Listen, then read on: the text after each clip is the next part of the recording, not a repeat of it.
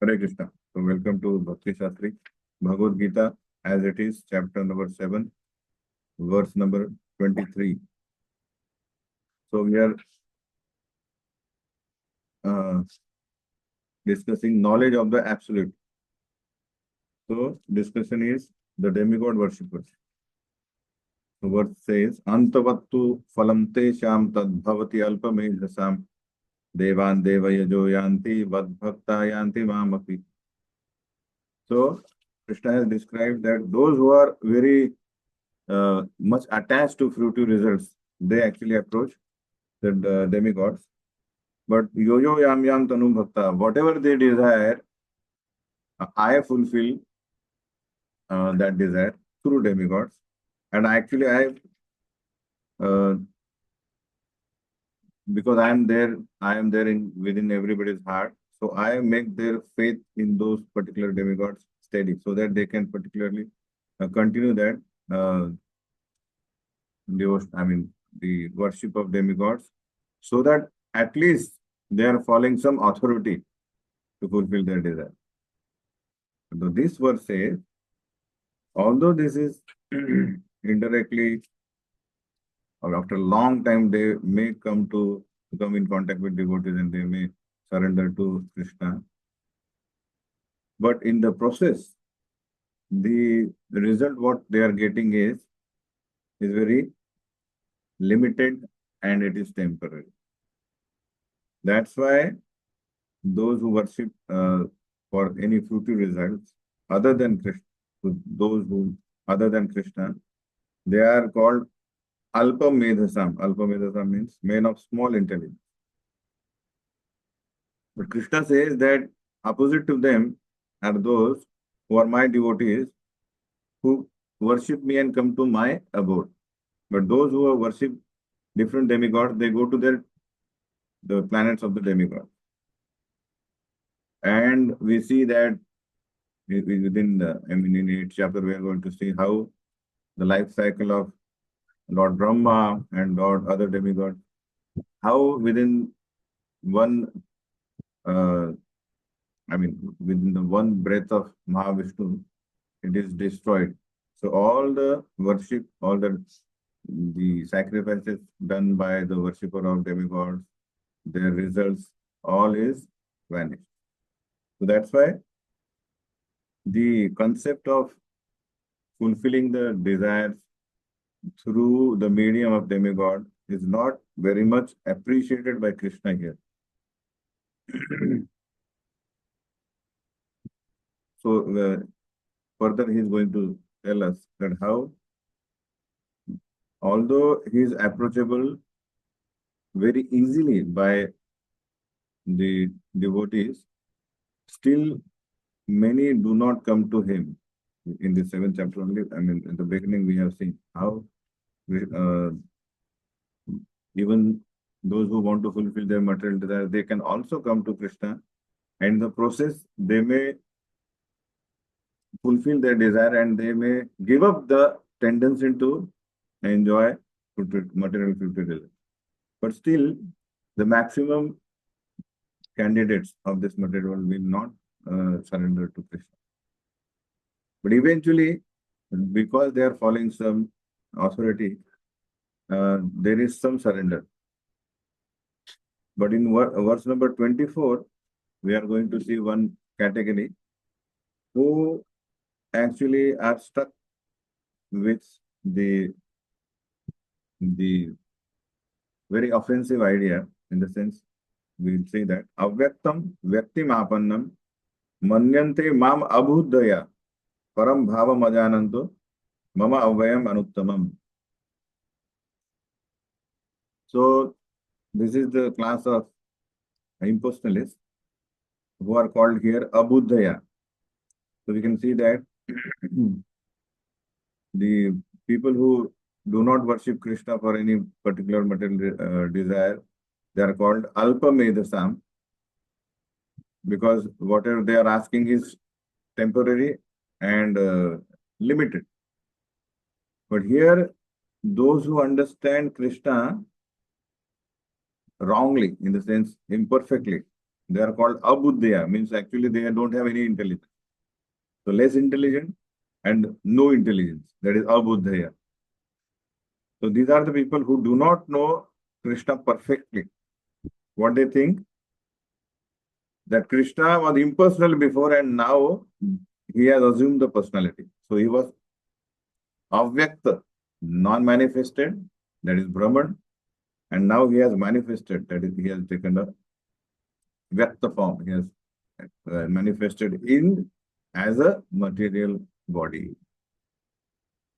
So we know that actually it is not the truth. Actually, Brahman is the effulgence of Krishna. And that is the partial understanding of absolute truth. And the complete understanding of absolute truth is to know Krishna as Satchidananda Vigraha, a Purushottam form who lives in Krishna Golok Vrindavan.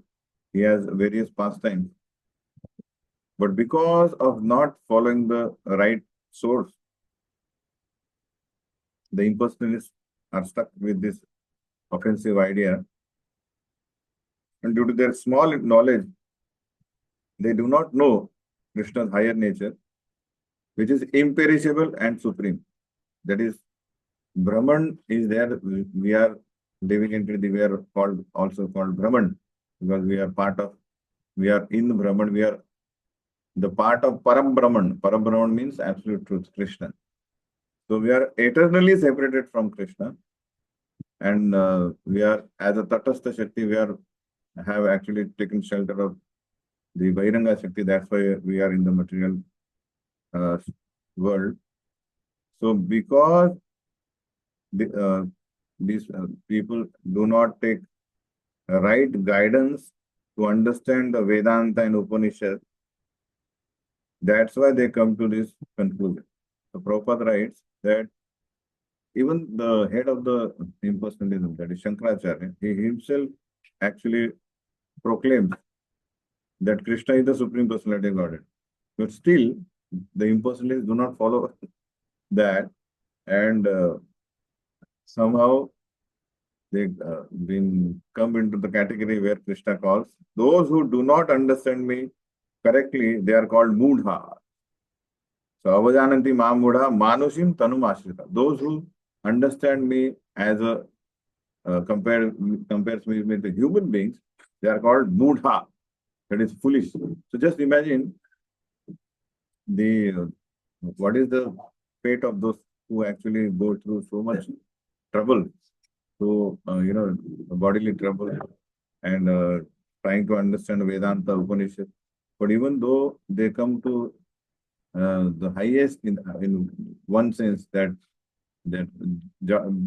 higher than Jadananda, that it is a Brahmananda, still they are, from the Krishna's point of view, they are called mudhas because they don't actually understand the perfect understanding about the absolute truth, that is Krishna.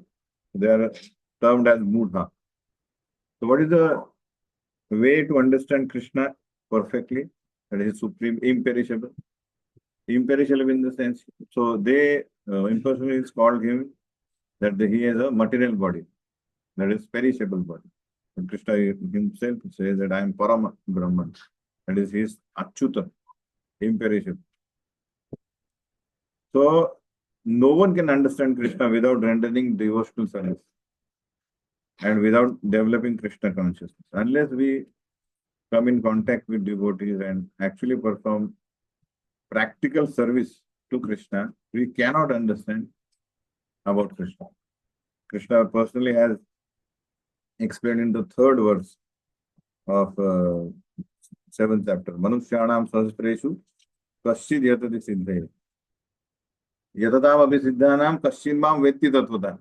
Out of many thousands and thousands of people, those who try to understand Krishna, one among them get perfection. And out of those hundreds of thousands of those who have actually attained perfection, hardly one knows me in truth. So that is so rare. So Bhagavatam has given one clue that how we can understand Krishna. Athapi te deva padam bhujadvaya prasada leshanugrahit evahi janati tattvam bhagavan mahimno Na chane ekopi chiran vachana. How Krishna is great, Bhagavan's Mahima. How we can understand Janati Tattvam, the absolute truth. Once we get the slight trace of mercy of Krishna, Krishna lotus feet, then only we can understand greatness of Krishna's personality. Not by speculating about him, even though we some may continue to speculate about Krishna for many, many years by reading Vedas and Upanishads. That speculation will not bring him to the right conclusion. But if he serves Krishna, and even if he gets the slight mercy of Krishna, then he can understand the absolute, the greatness of Krishna. And otherwise, he is called as a Mudha, because he doesn't understand the greatness. He is Parabrahman. So Prabhupada writes that this 20th verse, of this Alpa Medhasam, not Alpa Medhasam, but 20th verse, where the demigod worshipper section started. Kamestete Rita Jnana. So the demigod worshipper, because they are so blinded by the fruitive results, because that's why they surrender to different demigods. There is no other reason.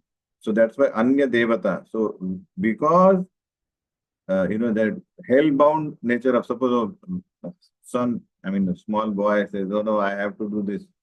Whether it is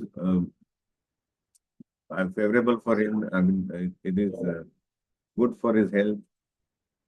So even if his parents may deny, but if he is hell-bound to get it, then what happens? The result is he will have to cry later. Similarly, Krishna says that those who are blinded by the fruity results, they end up into the temporary result.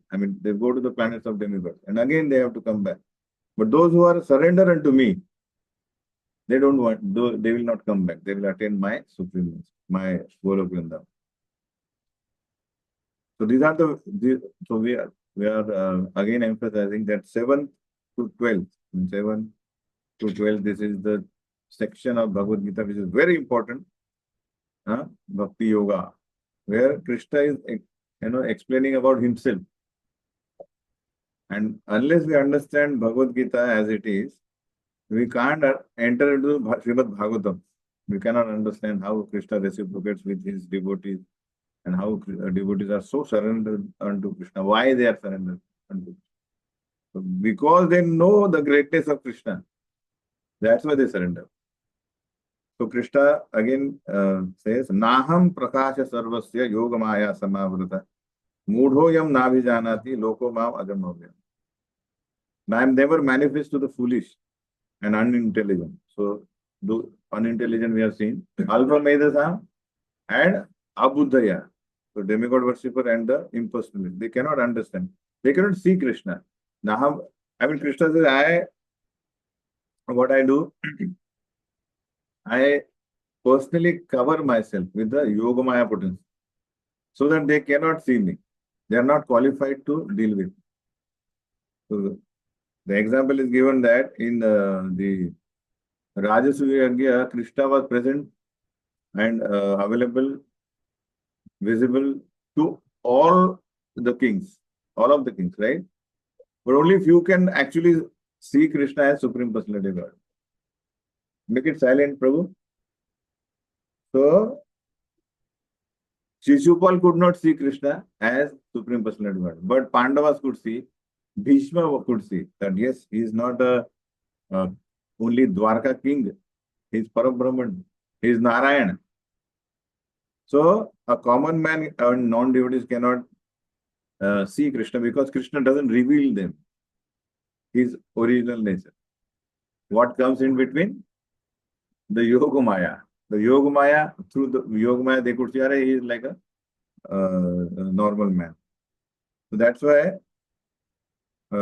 unintelligent and non-devotees are cannot understand that because Yogamaya Samavadata. So Prabhupada writes, how devotee, because he does devotional service, he prays to Krishna. Hiranmayena patrena satyasyapi hitam mukham Tattvam Pushan Apavrudu Satya Dharmaya Drishtaye. My dear Lord, I am completely surrendered unto you. I try to understand you, but I could not see you. Kindly remove the glowing effulgence that is impeding my seeing your Satchidananda Vigraha. So, it is the difference between the non-devotees and devotees.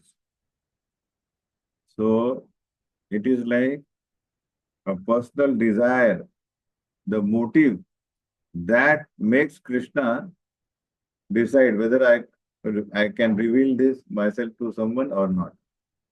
Isn't it? If suppose, for example, if Prime Minister of India wants to reveal himself to somebody, right? So he may not be available for the biggest industrialist for some time, for some reason. But if he sees that somebody, apparently is not very big, but he has done such a great thing for his country, so he may reveal himself, right? So Krishna here, what is the criteria behind criteria for Krishna to see as he is? What is that? Performing devotional service. And it will say Ananya Cheta Satatam. So unless we do that, we will not be able to see Krishna. We will not be able to understand Krishna. What to speak of seeing Krishna? Because unless we understand Krishna's greatness, we won't be able to serve him with surrender. Unless we serve him in surrender, how can we actually see him face to face? Again, just like a person, nobody can see personally Prime Minister of India, right? He has to do something extra. What extra? Not for his own self-interest, for the interest of a country. Then he will think, oh, he is doing something for them. Then I may be available for him. I may reveal myself. Similarly, Krishna says, if you are going to everybody for surrendering and asking, fulfilling your desire, I won't be able to reveal. I mean, you won't be able to see me. But if you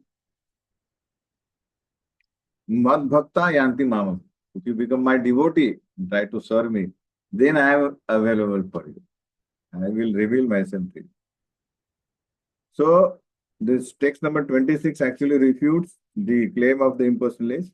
They say, what they are saying, Avyaktam Vyaktim Apannam, that Krishna's body is material. So, this 26th verse actually refutes this. In 26th verse, Krishna refutes that objection or the doubt. Vedaham samatitane vartamanani charjuna bhavishyani ja bhutani mam tu vedana kasyana. So what Krishna is saying, oh Arjuna, I am the Supreme Personality of Godhead. I know everything that has happened in the past, all that is happening in the present and all that things that are yet to come. That is Vartaman, Bhut, Bhavishya. Everything I know. I also know all living entities, everybody. But no one knows me. Now, impersonalists are saying that Krishna is also material like us. So just imagine, because a living entity gets material body and he stays for some time, after death he gets another body. And when he gets another body, he forgets whatever the previous body, what he has done in the past, right? And at any stage of life, Jiva cannot predict the future. It doesn't know what is going to happen. That's enough. So a Jiva cannot understand past and future. What to speak of Vartaman? He doesn't know what is happening. Why he is going through such kind of present because of which past activity. He doesn't know anything. And we do not know all living entities. What to speak of all living entities? We do not know who are there in the Bombay. So these are the limitations of living entities. What are the limitations? He cannot understand past, present, future all the time because he is constantly changing body. And because he is limited, he cannot understand all living entities also. What is happening? What is happening in others' past, present, future? Nothing. Now, Krishna has explained in the 4th chapter that imam vivasvate yogam proktavan aham avyayam, that I have given the same transcendental knowledge to Vivasvan millions of years ago. So Krishna remembers the past also. Not only the last life, 20 millions of years ago, I have given this knowledge. So Krishna is not material, right? And because he's there within everybody's heart, he knows everybody's past, present, future. So Kshetra and Kshetragya. So Krishna is the super soul that is Kshetragya in everybody's body, in everybody's heart. So he knows everything. So that's why here Krishna proves that I am not a material body. My body and my existence is same, but our living entity is different than his body. That's why he cannot understand past, present, future. Because I am same in all my incarnations. Wherever I go, I am same. Millions of years ago, when I was present before the sun, giving Bhagavad Gita, same, I am here. There is no change. That's why I remember all. I remember what I did and I remember even what you did. So Krishna says, even I know that you were also there, but you do not know because you are limited. So this is the repetition. Number one. Number two, right? So the living entity cannot foretell anything past, present, future. Krishna, second point, Krishna has given one evidence that he has given same knowledge millions of years ago to whom? Suryadeva Vivasva. Third thing, whatever those people who could not see Krishna because of their ineligibility, it is compared to like when Krishna says, I covered myself with the Yog Maya. That means Krishna is not actually got covered. Our vision is got covered because we are not eligible. We are not patra. Just like Prabhupada gives the example. That sun is there, but sometimes cloud covers the sun. Can cloud cover the sun? The cloud has covered our vision to see Krishna, sun. So cloud cannot cover sun. Similarly, any potency cannot cover Krishna, but Krishna actually covers. He allows himself to be covered because few people are not eligible to get revealed. That is third point. And fourth point is we have to see the third verse of this chapter.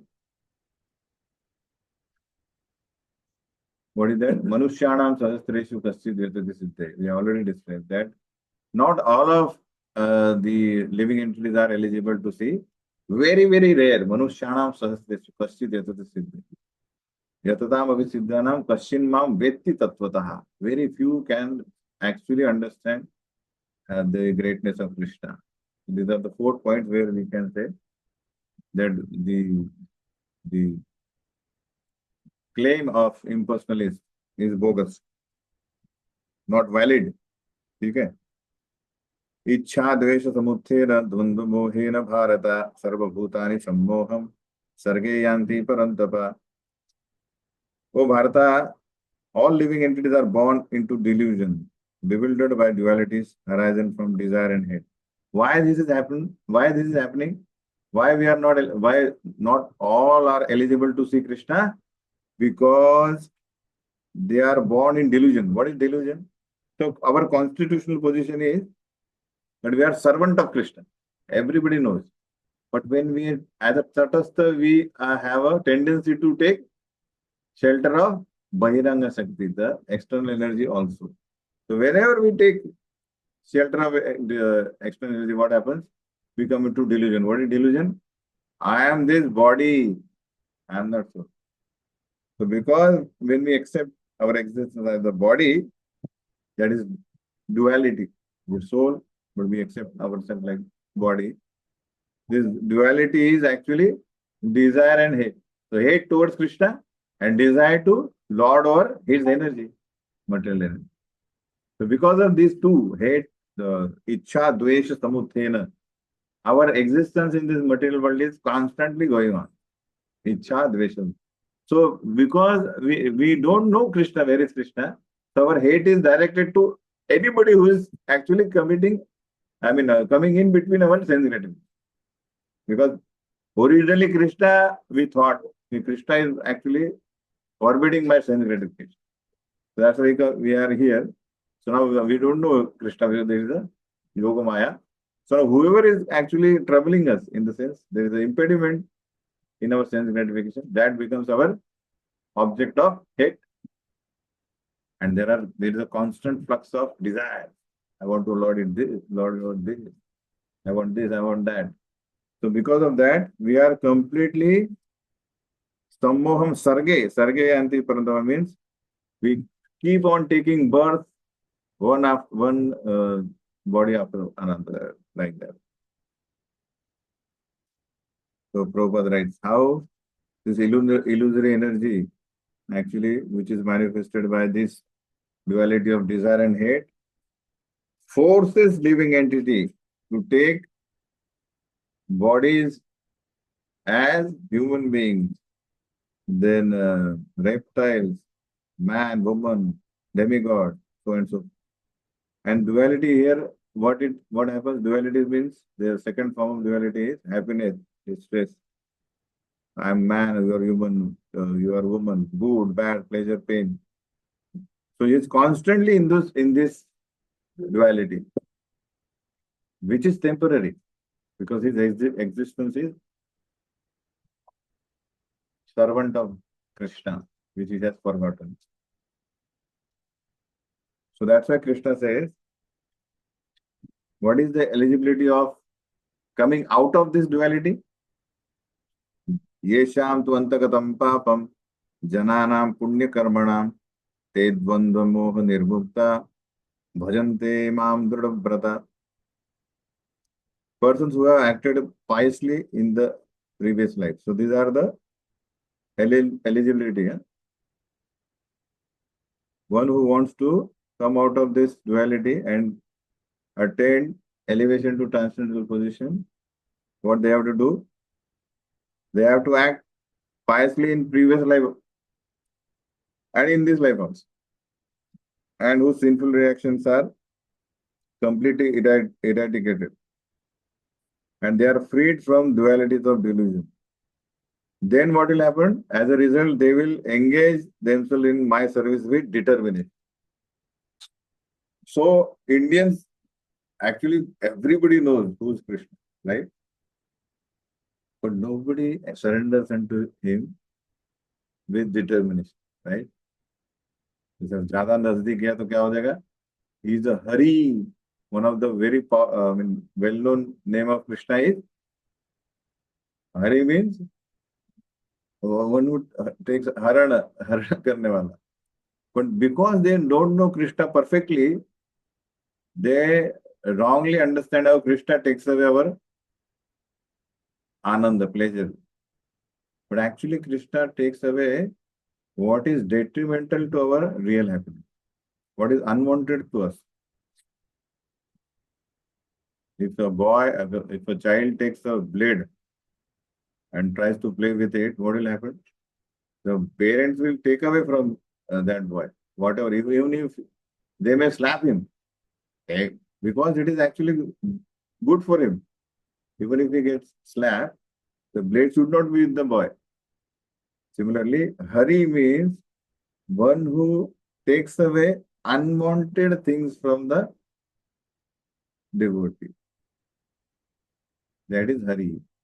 But because we are not in the right association, that's why we do not understand Krishna perfectly and we speculate about Krishna.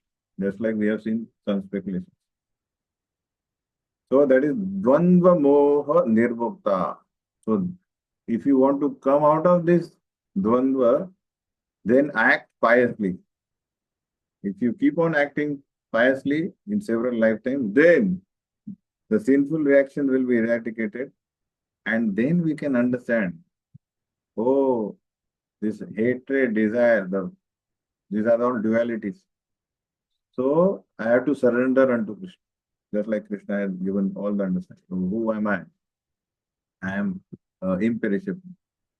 I am supreme, Parabrahma, like that. So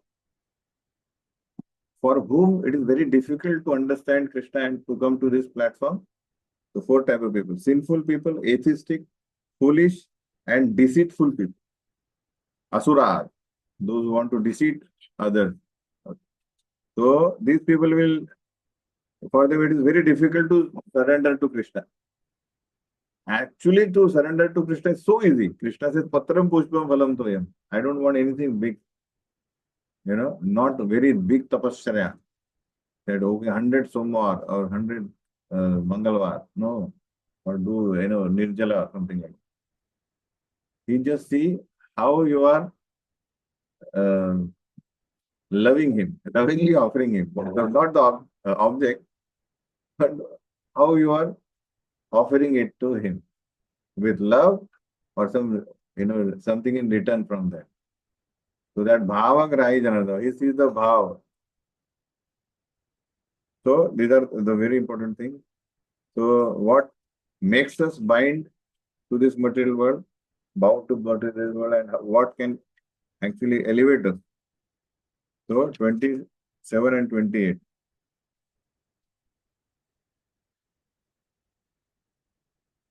How we come into delusion and how we can come out of this delusion. Krishna says, Jara Marana Mokshaya Mam Ashritya Yatantiye Te Brahma Tad Vidu Krishnam Adhyatmam Karmachatmam. So here he says intelligent person. So we are discussing in the same chapter. Alpa Medasam, less intelligent. Abuddhaya, no intelligence. And here, intelligent person who are endeavoring for liberation from old age and death, take refuge in my devotional service. So Krishna says, the less intelligent people will surrender to demigods for a temporary and limited future result. Abuddhaya, with people with no intelligence, they will speculate that Krishna is also like us, is material. He was unmanifested before, but now he has taken a material form and has become manifest before. That is Abuddhaya. And the intelligent people will actually know, oh, Krishna is the supreme Parabrahman, imperishable, he is not like us. And they will endeavor for liberation from this Dvandva by surrendering, by taking refuge in the devotional service. That's why they are called intelligent. They are actually Brahman, they Brahma, because they entirely know everything about transcendental activity.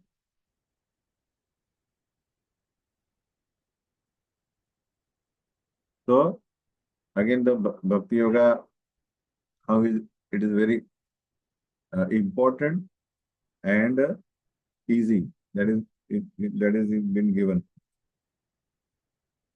So now here the one word came. Te Brahma Tad Vidu Krishnam Adhyatmam Karma Chakilam. So Brahma, Adhyatmam, Karma.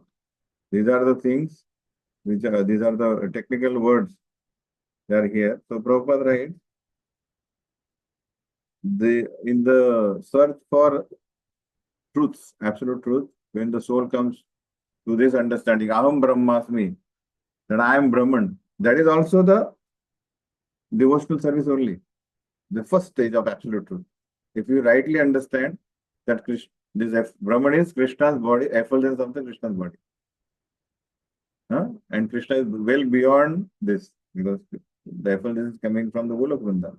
So it is right understanding, like suppose somebody passes 10 standard and he has a desire to do PhD. So this is rightly going, right? Well, then he will go Paramatma realization, then Bhagwan realization. But somebody says 10th कर लिया बहुत हो गया भाई. There is nothing beyond. Same है, 12वीं भी same है, PhD भी same है. So that is his wrong understanding. So that is impersonalism. Understand that this example? So that is wrong understanding of Brahman. Imperfect understanding of. But those who have a still desire, I mean, they are not purified yet, but they have desire, or they stop it, or they are unable to do that. That's fine. But one who comes to wrong conclusion, that is detrimental to his progress. So, if the Brahman conception is also devotional service in one sense, then if they come into the contact with pure devotees, then what will happen? They will also come to the highest understanding, Brahman path. So Krishna here says, because they have understood even Brahman conception because of so they are also called as devotees. And they are on the Brahman platform. So Brahman platform we have seen in the 6th chapter. What is that? Yatro paramaya yam labdha chaparam labham. For a soul who is actually suffering in this material world because of bodily misery, and he understands that no, I am not this body. I have no connection with this body. Because now he is focusing through the sadhana. His samadhi towards the, during samadhi, pratyahar, dhyan, dharana, dhyan, samadhi, before actually understanding super soul, he actually sees himself. He says, yam labdha chaparam labham, manyate na adhikam tata. I think, manyate, that there is nothing more than this. So there is one understanding. And then he sees, oh, Paramatma is also there. And then if he is fortunate enough, then he can come in contact with devotees. If he adores the darshan of super soul, then Krishna may arrange his meeting with the pure devotee. Like that. So here, Mam Ashritya is very important. The only person who come to perform activity in Krishna consciousness, they are called Brahman, not otherwise. So because Brahman realized persons are even impersonalists are also Brahman realized persons.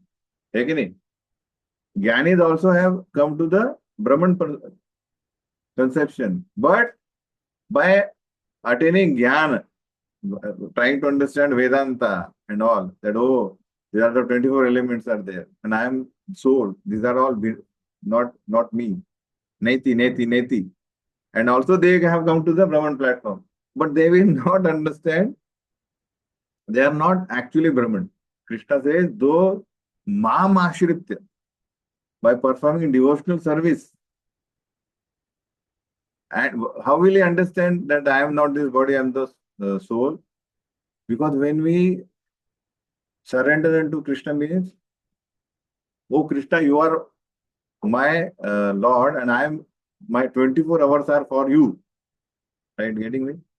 That means you have given up your own the hatred, isn't it? So the entire Brahman is made for serving Krishna. And now you have accepted that position, that I am also a Brahman. I am meant for serving you. That is Mam Ashrit. Then you are perfectly situated in Brahman conception. And then, I mean, this is the first step. And that is glorious. Pure devotees like that. And they will eradicate themselves from Jara Marana Moksha. I mean, they will get liberation from, they'll get liberation from their birth and old age. Like that. And Dvandva, the dualities of this material world. Because they are Bhajate Mam Druda Vrata. They are fully determined in serving me in devotional service. And for those people, Sadhi Bhutadi Daivam Mam Sadhi Yagyam Chaye Vidu Prayana Kale Pichamam Te Vidur Yukta Chaitasaha. Those in full consciousness of me, who know me, the Supreme Lord, to be the governing principle of the material manifestation. So Adi Daivam means Krishna, so one who understands Krishna to be the governing principle of this material manifestation, Prakriti. and of the demigods, Adi Daivam, and of all the methods of sacrifice, Adi Yagyam, can understand and know the Krishna as the Supreme Personality of God, even at the time of death. So, one way is to express our desire and hate and get bound to this material world eternally and keep speculating about Krishna's position as material.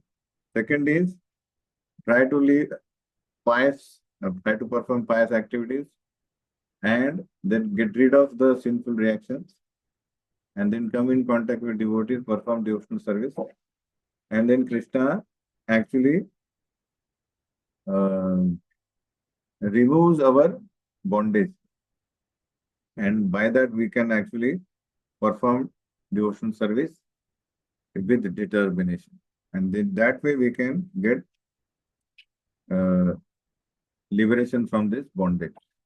This is Bhakti Yoga. So this is the 7th chapter. I will send the questions later. Okay. So quick recap. What is the 7th chapter? Which has started with Krishna explaining about himself, his energies, his potencies. So this is the higher knowledge. Krishna says, if you hear that, Maya Saptamana Partha, Yogam Yunjan Madashraya, Asamchayam Samagramam, Yatha Jnasasi Tatsrudu. The more you hear about me, what will happen? All the doubts you are carrying will be destroyed, and you will take my shelter. And then only in my shelter, if you keep on hearing my qualities, then you can become attached to me, asakta. So it starts with very rarely people can understand Krishna. Thousands of people try for perfection, but the people whose intentions are pure, they can understand him perfectly. So Krishna has two Prakriti, Para and Apara. Apara Prakriti are Bhinna Prakriti Rashtada. 8. These are so permanently separated from him. And Para means the superior energy, that is living entity. But because they are tatastha, that's why they try to fall in Bahiranga Shakti, external energy. And they are trying to lord it over material nature. Because of that, they get bound to this world. And then Krishna says that I am the source of both these nature. Para and Apara Prakriti are my eternal energies. Matta paratram na anyat kinchidasya nanya. There is nothing superior than this. There are two energies and I am the lord of them. Just like pearls are strung in a thread, everybody is actually rest upon me. And then how he is pervading in this material world. How somebody says, where is Krishna? So Krishna says, these are the potencies. You know, Rasovam Apsukonte. I am present in the material world. I am all pervading. So like that. 3, I am here. So those who have rebelled against me, so I have given the responsibility to Daivi Esha Gunamai Mama Maya Duratya. So external energy is taking over them with the 3 gunas. And actually, even if I come to this material world, these 3 gunas doesn't act on me because I am their Lord. Like that. So even though it is very difficult to cross over this Maya, material energy, but those who surrender unto me, Mameva ye prapadyante. So we have discussed Mameva means only Krishna, not even Brahma, Shiva, Indra, Chandra, Surya. No. Only if you surrender unto me, then Krishna says, Maya metam tarant. Because everybody is actually within the 3 mode, the 3 material, and the 3 modes of material mode. They are under the 3 modes of material world. So that's why they cannot free you. So what is the verse we have learned for this? Mukti pradata sarvesham Vishnur eva na samshaya. Who said that? No revision. So Lord Shiva said that Muktir Padata Sarvesham, Vishnu eva, na samshaya, only Vishnu can give it.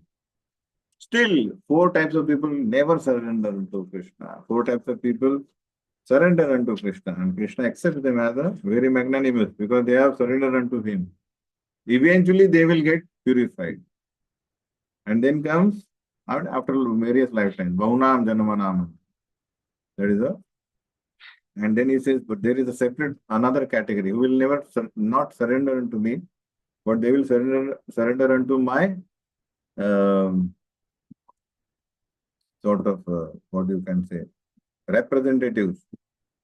So I accept that also the avidhi purvakam in the sense, but it is not recommended because it is alpa medasam. Because whatever they get, it will be limited and temporary. So four verses are there. Even though they try to get their results from the demigods, it is I only who fulfill their desire. But they don't know that. And the last section is impersonalists who speculate about Krishna wrongly, and the refutation is also given. And if you want, so all living entities are in this material world because of their two things: Ichha, Dvesha, Samudaya. So if you want to come out of this duality, then we have to live a pious life, come in contact with devotees, perform devotional service, Trida Vrata. Then Krishna says they are also, when you perform devotional service with pure heart, you are Brahman, Krishna says. Because you have understood what is Prakriti, what is Adi Deva, what is Adi Bhut, what is Adi Yajna. And they are eligible to be elevated to from the birth and old age. That is this samsara, like that. So we'll start now 8th chapter. The 8th chapter is the title as Attaining the Supreme. So now Arjuna is confused about this technical term, Brahma. Kim Brahma tat, Kim tat Brahma kim adhyatmam, Kim karma purushottamam, Adibhutam cha kim proktam, Adidevam kim uchyate. What is the Brahman? What is self? What is fruitive activities? What is his material manifestation? What are demigods? Please explain. Adiyagya kathamkotra dehesmin madhusudana prayana kale chut katham yeyo siniyatatmabhi. Who is the Lord of sacrifice and how does he live in the body? O Madhusudan, and how can those engaged in devotional service know you at the time of death? So, for this, Prabhupada writes how it is very important. Prayana Kale. So, Prayana Kale is very important word where you have to write, say, 4-5 verses are there. You have to write elaborately. So, Prayana Kale means at the time of death, how it is very important to fix what we are going to remember. Based on that, we are going to get another body. So Maharaj Kulashekar writes very nice prayer actually. And I mean, he had a prayer to Krishna that, oh Krishna, now I am young. My mind is not disturbed. And I am quite healthy. So may I die immediately thinking of your lotus feet. And so that I am sure that I may attain you. Because if I become old, then my bodily function will be disrupted and my throat will be choked up. And I do not know whether I shall be able to chant your name. So better, let me die immediately. So this is what Kulashekar said. So what it is actually giving us a clue that it's very difficult stage at that time of death in the old age. The old age means we have already, the body has already detached from us. We can have no control on any sense. Any sense. We can't be. So last sense active is ears. What is happening here? I after say dignera, no taste, no smell. So the point is, so that is prayanaka. So Krishna is going to answer how we can able to remember him at the time of death, what we should do. So first he will answer the previous questions. Sri Bhagavan Vacha Aksharam Brahma Paramam Swabhavo Adhyatmam Uchyate Bhuta Bhavo Karo Visarga Karma Sangita. Lord says the indestructible transcendental living entity is called Brahman. So Jiva, living entity is called Brahman. And his eternal nature is called Adhyatma. That is itself. What is the nature? To serve Krishna. Action pertaining to the development of the material bodies of the living entity is called karma. So whatever we do, we reap. Good activity, good body. Bad activity, bad body. Whatever. So this is the one thing. So Prabhupada writes how the process of the karma happens. So there are in Chandogya Upanishad, it is said for human being there are sacrifices mentioned. So what happens? The people do these sacrifices and they attain heaven. So now even Kali Yuga, nobody can do that. But how it happens that how it is temporary. Just we have seen the demigod worshipper goes to demigod planet. So they do that sacrifice. How Chide Punya Martha Lokam Vishanti. How it is temporary, you again come back to the original position. So Prabhupada writes that because of they have done sacrifices and so they enjoy unlimitedly there, in the sense long time. But as it is over, their piety is over, they take the form of rain. And then through rain, they take the form of grain. And then the grains are eaten by man, then transform into semen, and then impregnation of human happen, and then again living entity attains the human form of life, again to do the same sacrifice, and again to repeat the same cycle. So it is like not intelligent prospect. Right? The agenda is like, again, Ferris wheel going up and down and up. So Adibhutam Sharobhava Purusha Adi Daivatam Adiyagyovam Evatra Dehe Deha Vrudamvara. So the concepts of Adibhuta. What is Adibhuta? The physical nature, which is constantly changing. That is called Adibhuta. We know that everything in this world is changing. It is matter. In even the Prakriti, basically, for material manifestation. The universal form of the Lord, Virat Rupa, which includes all the demigods, sun and moon, that is Adi Daiva. And Adi Yagya is Krishna as a super soul within everybody's heart. That is Adi Yagya. Now comes the Prayana Kali. How can I understand you? How can I remember you as the Supreme at the time of death? So verses 5 to 8 are very crucial. How Krishna gives us instruction. What is happening and what you should do. Antakale cha mame va smaran muktva kalevaram ya prayati samadbhavam yati nastritra samshaya. And whoever at the end of his life quits his material body, remembering me alone, at once attain my nature. Of this there is no doubt. So what is happening? So human being, he does all the activities in his entire life. And whatever he does, he's attached to few things.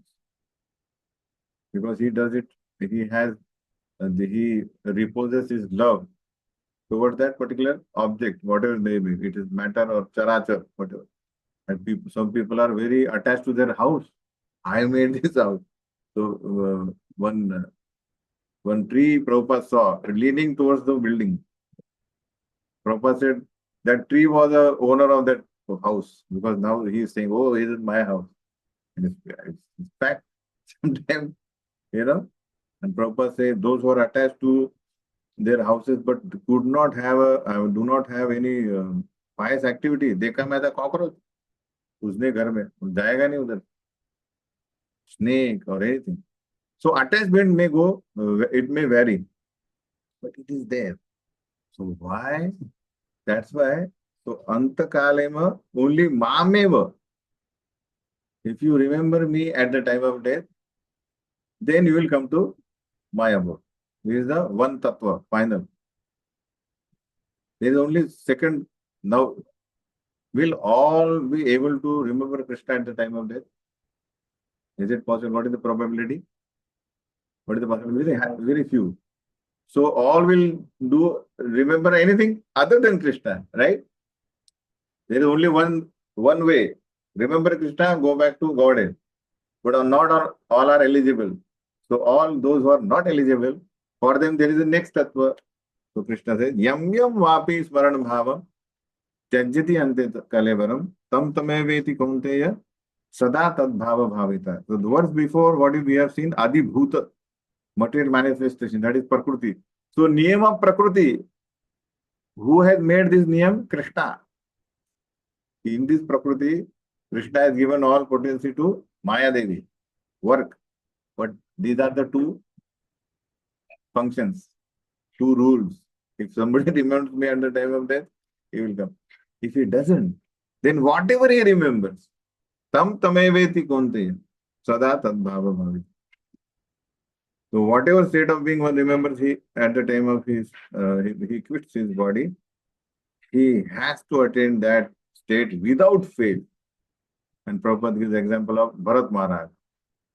He was such an elevated state of devotional practice. Bhava stage. In Bhava stage, almost all attachments, all material attachments have gone. And those the attachments have increased for Krishna.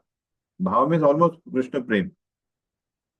But still, at the time of death, his attachment, devotional practice has slackened, and then for some time he was attached to deer, and it happened that at the time of death he thought of deer.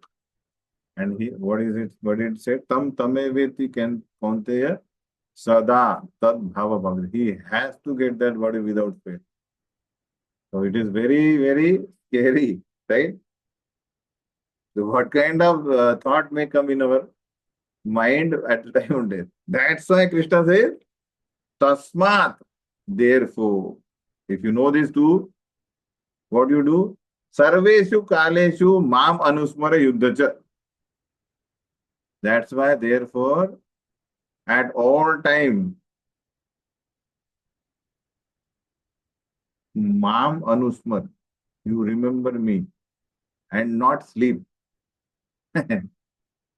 What he is doing, what he is saying, yuddhacha means perform your activities.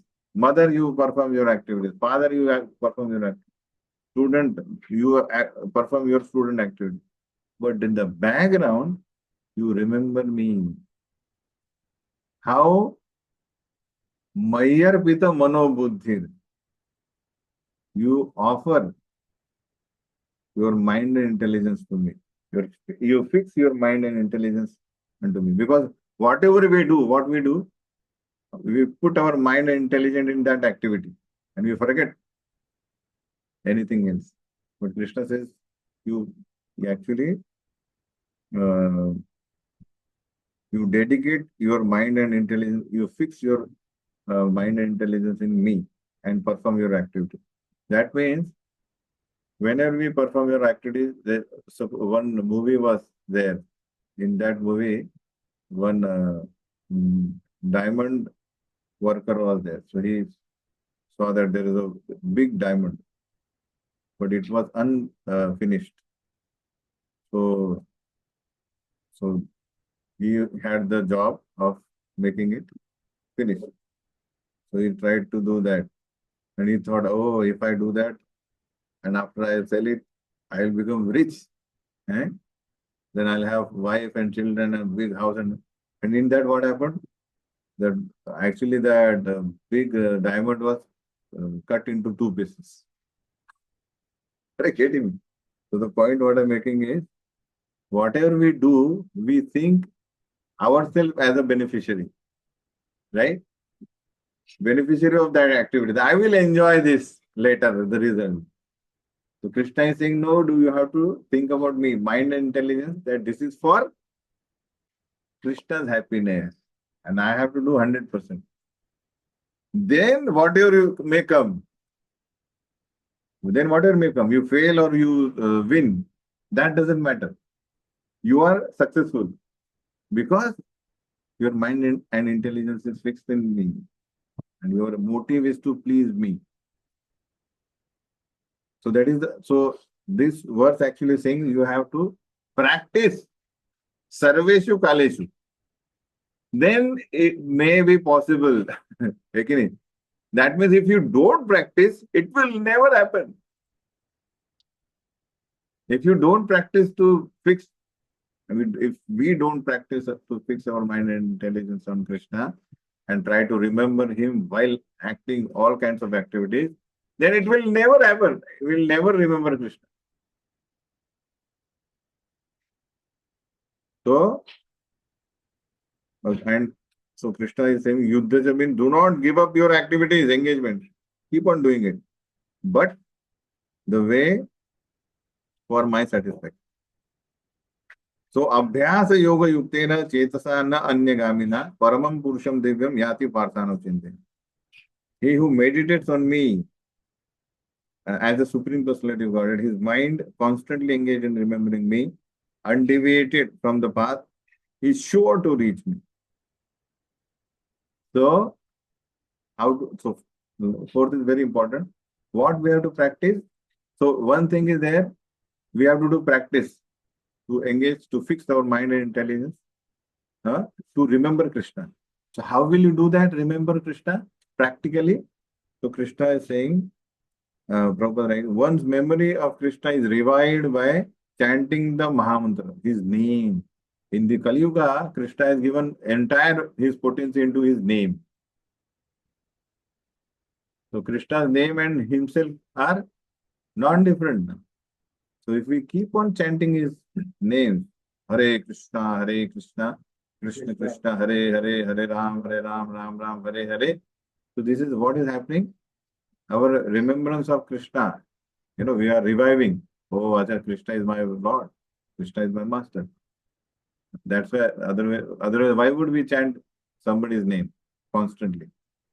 If we keep on doing it, then this mystic meditation will be actually the easiest practice.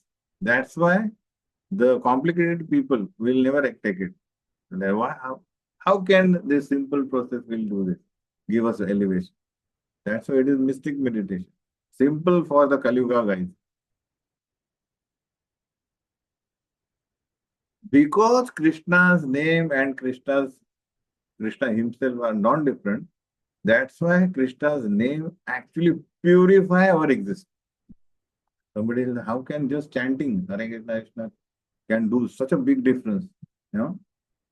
That's why we have not understood the potency of Krishna's name, holy name. This will purify us.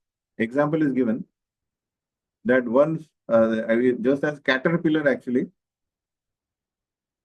thinks of becoming butterfly constantly, and eventually it becomes butterfly just by constant thinking in the same life. So similarly, if we constantly think of Krishna, then at the end of our life we shall be getting the same bodily constitution as Krishna. That means we will be purified, and Satchidananda Vigraha Amsharupi, minutely we will be appointed as Krishna's servant in his abode. That is Prayana Kala, the word Prayana Kala. So this should give us fear one way. Prayana Kala kab aayega? Am I prepared for death? That last moment where my destiny is going to be finalized. Next body, na? So how it is very important. Okay. So Krishna now gives an example. I mean, how may I understand you as the Purusha, I mean, Purushottam, or what is the right word? अधियज्ञो अहमेवात्र देहे देह भृतांबर. How will I be able to know you at the time of death? Sorry, here this is. Prayana kale kucha katham geyosi niyatatman. So now, for a devotee, what is the position? We have just explained. Fix our mind and intelligence in chanting His holy name, to read and speak Bhagavad Gita about His qualities in Bhagavad Gita, Bhagavatam, Chaitanya. I mean, know His greatness, and then we more surrender into Him and have a focus in His hearing His pastimes and His name. That will purify us and will get attached to Him and His holy name.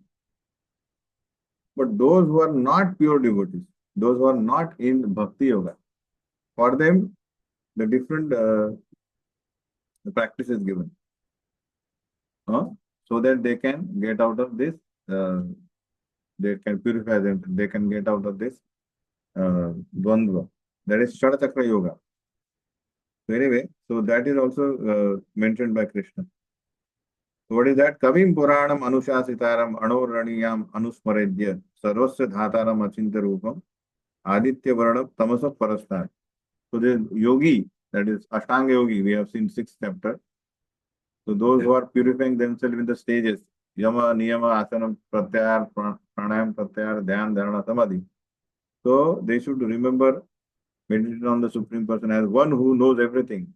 He was oldest, who is controller. Even the yogi, I mean, Bhakti Yogi also can remember him like that, who is the controller, who is the oldest, Anadir Adir Govind, who is smaller than the smallest, who is maintainer of everything. But the practice of Pratyahar and then Chakra Yoga starts. One who is beyond material conception, who is inconceivable and who is always a person. So Bhakti Yogi also knows. He is luminous like the sun and is transcendental and beyond this materialism. Prayana kale manasa chalena bhaktya yukto yoga balena chaiva. Dhruvar madhye pranam avesha samyak satam param purusham upeti divyam. Now Bhakti Yogi cannot do this. Bhakti Yogi cannot bring up his life force from the Shat Chakra and Dhruvar madhye. He doesn't need to do. But Shat Chakra Yogi can do that. So we don't go deeply into this Shat Chakra Yoga. Some yoga, Prabhupada, right? One cannot suddenly remember Krishna and the Lord of at the time of death.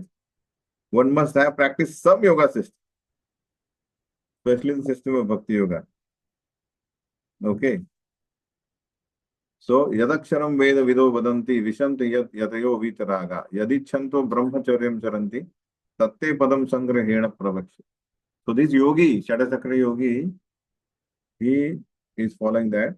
Person who are learned in the Vedas, utter Omkar, who are great sages in the renounced order of enter into Brahman. Desiring such perfection, one practices celibacy. I shall now briefly explain to you this process by which one may attain salvation. So, what they do? Sarva dvarani sanyamya mano hrudi niruddhacha murdhnya adhyayata yat manah pranam astito yoga dharanam. The yogic situation is that detachment from all sensual engagement. That is pratyahar. Bring back all the senses from the sense objects. Don't dwell on sense objects. That is pratyahar. Closing all the doors of senses and fixing mind on the heart, Paramatma. And the life where at the top of head. So that is Shada Chakra. There are Shada Chakras, the topmost is Brahmarandra. One establishes himself in yoga. So the pranayam is a breathing process where the yogi actually brings the life air from this Shada Chakra, from the navel to Brahmarandra. Om iti ekaksharam brahma vyaharan mam anusmaram ya prayati tajandeham sayati paramam gatim. After being situated in this yoga practice and vibrating the sacred syllable Om, the supreme combination of letters, If one thinks of the Supreme Personality of Godhead and quits his body, he will certainly reach this spiritual planet. So if he breaks open that Brahmanandra and thinks of remembering Krishna, that is also there, then he will achieve spiritual planet. But it is very, very difficult for this age. So Krishna says, Ananya Cheta Satatam Yomam Smarati Nityashaha Tasyaham Sulabha Partha Nitya Yuktasya Yogina. What is the easiest process? Krishna says, for Kali Yuga, it is very difficult to do Shabda Chakra Yoga. Nobody is qualified. Sulabha Partha is, path is Ananya Chetaha, always, without deviation of the mind. Satatam, again, always. Yomam Smarati Nityasha. One who remembers me all the time, without deviation. Because of his constant engagement in me, he will obtain me very easily. Sulabha Nitya Yogina. So Prabhupada writes, so although transcendentalists have different are of different types. Jnani, yogis, है ना? So here even Karma Yoga is also mentioned here. That Karma Yoga means one who wants to fulfill his desires also, but he want to share his result with Krishna. That is Karma Yoga. You know? He wants to have suppose factory, lots of benefit. I mean, what do you call that? Lots of money is coming as a profit. So he said, somebody may fruity activity, all is mine. But he says, no, I know everything is Krishna's property. So I'll share it with Krishna. Karma Yoga. So yoga means connecting to Krishna. So he's fully attached to working. He says, I have to work. Tremendous. So he's not eligible to do japa, practice in devotional. No. I have to work.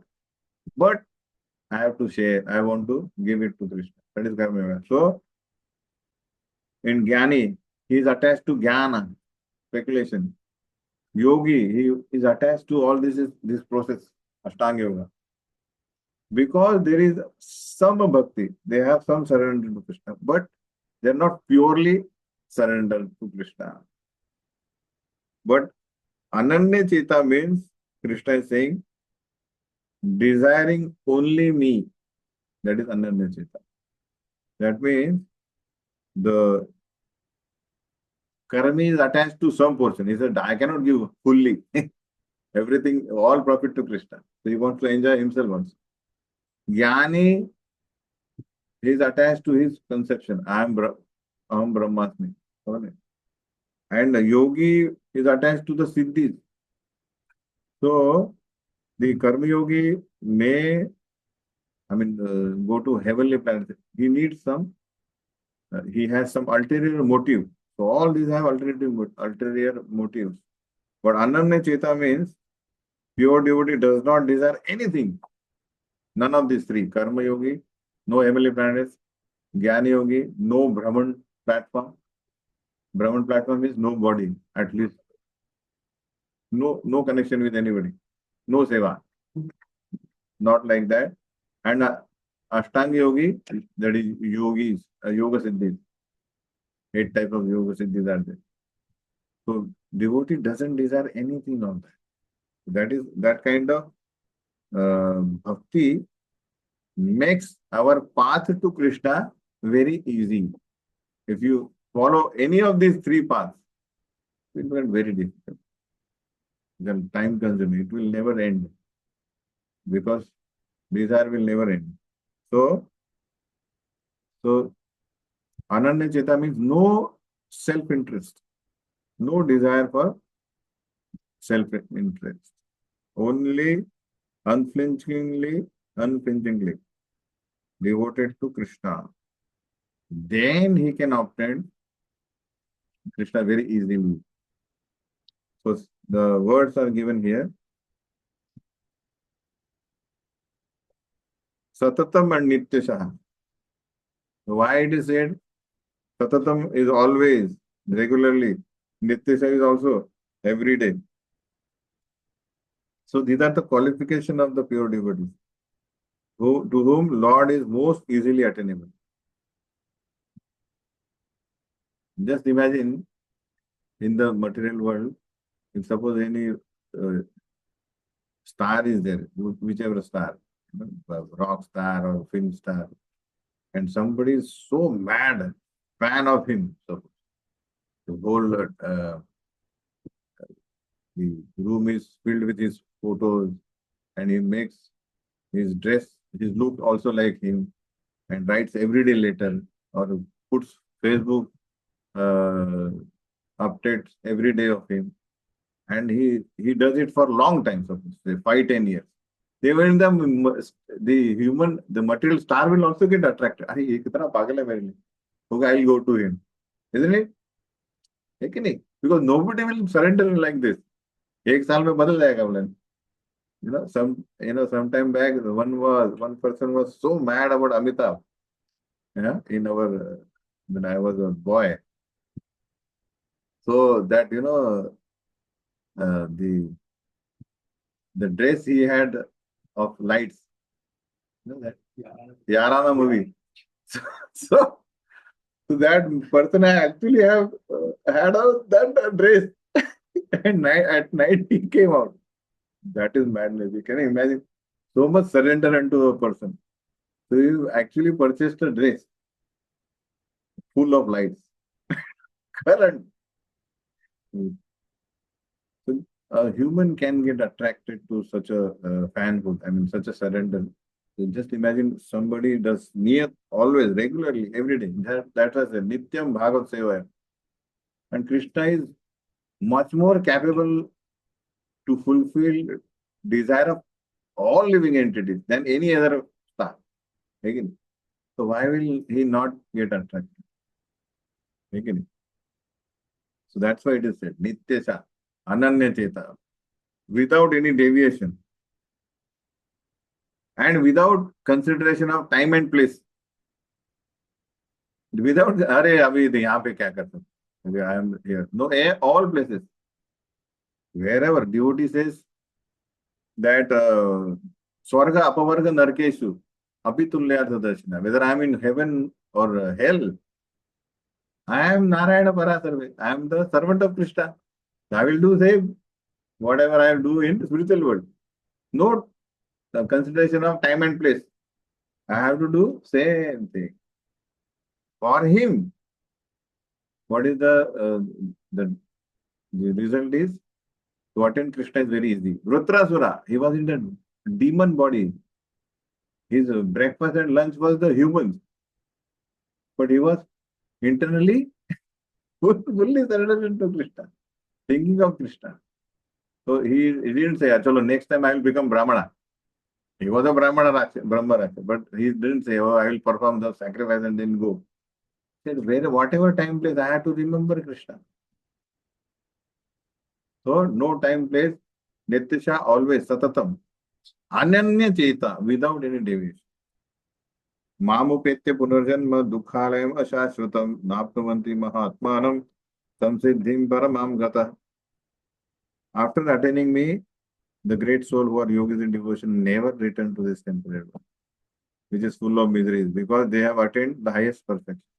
Now, this is naturally somebody who has gone through so much misery, and if he goes to the place where there is no misery, why will he try to come back to this material world? Abrahma bhuvana loka punaravartino arjuna. Mamu paitya tu kaunteya punarjanmana vidyu. So actually this, wherever you go into this material world, highest to the lowest, everywhere you will see the places of misery, wherein repeated birth and death take place. But in my abode, there is no birth again, if you achieve that. So now in the Adi Bhuta is explained, that in the basic in Prakriti what is happening.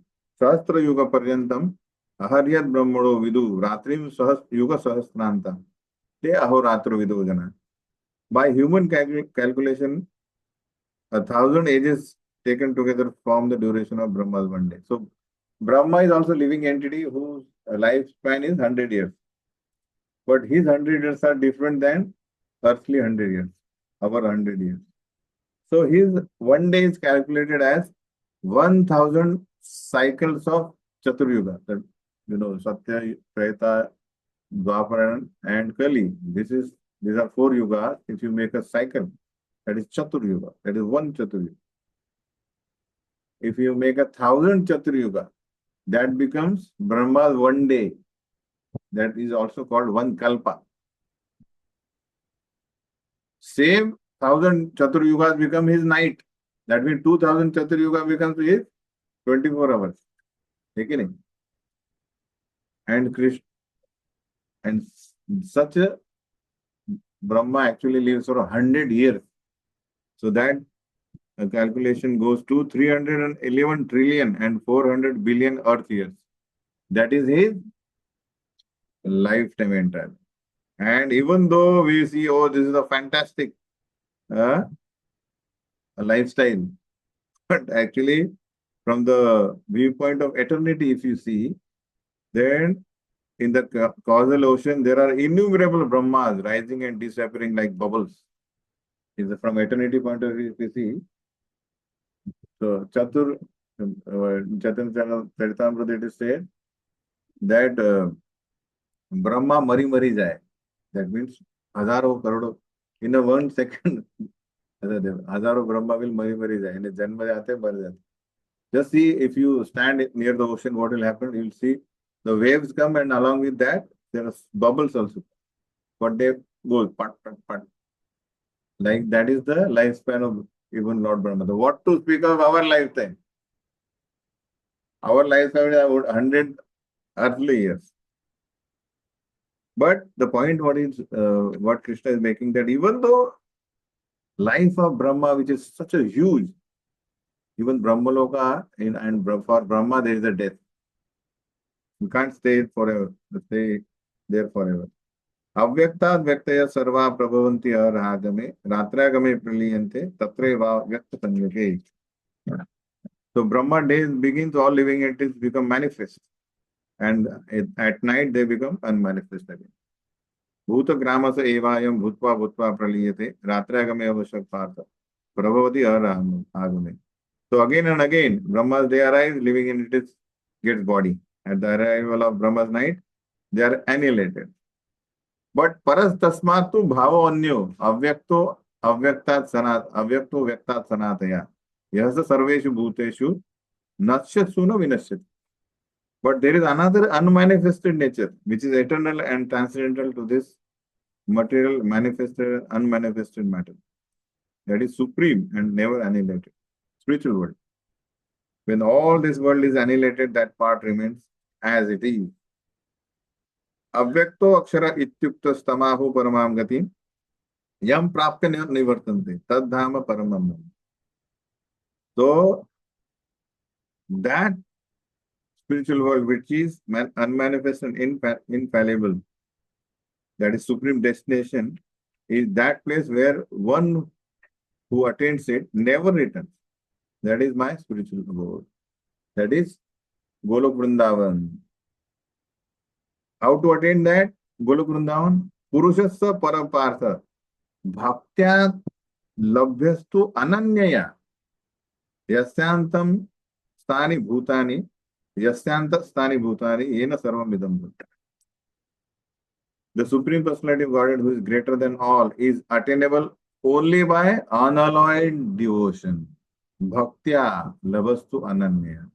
Although he is present in his abode, he is all pervading and everything is situated within him. Like that. So, Krishna is here as all pervading through his energy. He is there as a super soul everywhere. Right? So, although Lord is in the Supreme Abode, nonetheless all pervading through his material energy. Maya is also his energy. So with that, both material and spiritual universe, in the material and spiritual universes, he is present. That is what Yasyanta Stani. Everything is situated within him, material and spiritual world. And to enter in Krishna's abode is possible only by bhakti. That's what Krishna says, bhaktya. Yatra kale tvanavrittim avritim chaiva yoginah prayata yanti tam kalam vakshami bharatarsava. I shall now explain to you different times at which passing away from this world yogi does or does not come back. So this is the time, but the unalloyed devotees should not be worried about this, because these are the timing given for those who are not unalloyed. Agnir Jyotir Aha Shukla Shanmasa Uttarayanam Tatra Prayada Gachanti Brahma Brahma Vidojana.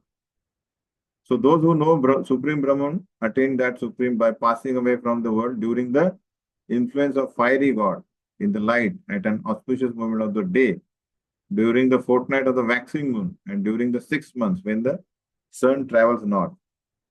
So this is the time for those who are not pure devotees, who are surrendered to Krishna, but they want to achieve Krishna's planet. So they have to plan for this timing. Unless they leave the body in this time, they have to come back. Dhumo Ratris Tatha Krishna Chanmasa Dakshina. That's why it is said that the imperfect yogi, he has to come back and he again start. So Neha Bikramana Sust. So of course, all transcendentalists are devoted. I mean, the Krishna's part and parcel only, and Krishna is equal to all, right? So opportunity is given to everybody to start from wherever they stop. So at the time of the mystic passes at the time of night, during the smoke, fortnight of waning moon, 6 months when the sun passes through south and reaches the moon planet and again comes back. So those who do not fulfill the first criteria, they achieve moon planet, and that means Swargaloka, and they enjoy there but come back. So because they are doing transcendental activity, they get a benefit of going to Swargaloka. Shukla Krishna Gati Ete Jagatas Shashvate Mate Ekaya Yati Anavratim Annaya Varte Punah. Same thing repeated, 2 ways of passing this, one in light, one in darkness. One who passes in light does not come back. When one passes in darkness, he returns. So don't think that anybody who goes in the light will not come back. No, this is for the transcendentalists. Those who have actually given up fruitive activities and trying to understand Krishna, trying to serve him, but unable to do that. They are not Ananya Cheta, of course. So, like this. Naite Smriti Parthajanan Yogi Mujhati Kaschana Tasmat Sarveshu Kalesh Yoga Yukto Bhavarjuna. So, yogis, those who are doing Shata Chakra, yoga and all, they have to plan like this. If they don't follow that, then they go to moon, Swargaloka, then come. But devotees, for them, Swargaloka, Narakloka, anywhere, their task is simple. What? They are Brahman, means they know I am servant of Krishna. So for them, if they have no piety, no impiety, next birth is in spiritual world. Because their motive is not to lord over material nature. No heaven, next, no yoga siddhi, nothing. No Brahman, no attachment to nothing. How can I serve Krishna better? Fully. So although devotees know these 2 paths, O Arjuna, they are never bewildered. Therefore, he be always fixed in devotion. Krishna said. Vedeshu yaggeshu tapassu chaiva daneshu yat punya phalam pradishta. Atyeti tat sarvam idam viditva yogi param sthanam upayati chandi. Now somebody may say, oh, I am doing bhakti, but I may not get the result of karma yoga, jnana yoga and ashtanga yoga. These I may not get. So we see several places where Krishna offers this to his devotee. Right? Krishna offers it to Sudama. He says, I will give to a higher planet than Indra. He said, I don't want. Right? What did Sudama did? I mean, just bhakti, Ananya Cheta. But Krishna says, I will give, and he has given. But he says, I mean, he offered him. They were not attached. What Mahaprabhu offered to Vasudev, that all this. They said, no, I don't want. So the devotee is not attached. So Vedeshu Yagyeshu. So the following, the result one get from studying the Vedas, performing the sacrifices, undergoing austerities, giving charity and pursuing philosophical and fruitive activities. All these results are given to devotees automatically. So they are not bereft of these things. Simply by performing devotional service, he attains all this. But at the end, he reaches the supreme eternal love, which is not accessible for others. If somebody does Vedesh, only Vedesh in the sense, somebody does study the Vedas fully, he cannot attain spiritual world.